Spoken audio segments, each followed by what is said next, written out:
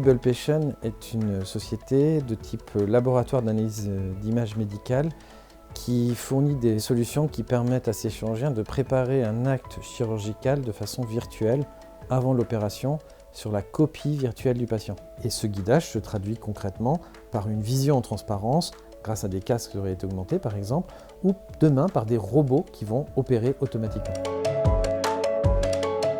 Je vais prendre qu'un exemple, c'est celle d'un enfant de 5 ans qui avait une tumeur dans chacun des reins.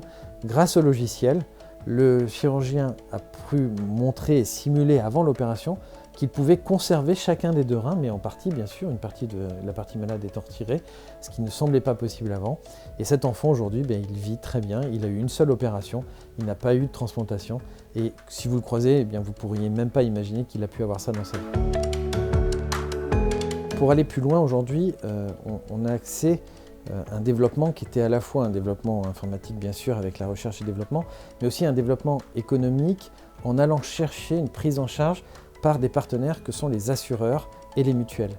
Plus le temps passe, plus les assureurs entendent parler de Visible Patient et proposent cette prise en charge. Cet engagement, il est vraiment incroyable. On peut dire qu'on a vraiment une chance parce qu'on a réussi à associer l'humain et les technologies. Et dans le monde de la santé, c'est essentiel.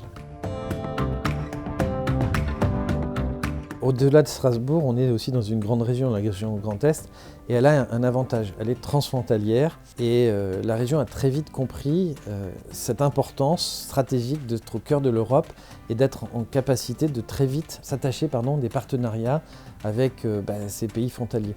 Alors, je vais prendre l'exemple de notre structure, Visible Patient. L'un de nos actionnaires est allemand, et c'est d'ailleurs un des leaders de la chirurgie. C'est un partenaire de l'IRCAD également. Donc cette force-là, on peut en bénéficier, et notamment dans le Grand Est. Au sein de la région Grand Est, on a un atout, c'est qu'on a un des 6 IHU de France, l'Institut hospitalo-universitaire de Strasbourg.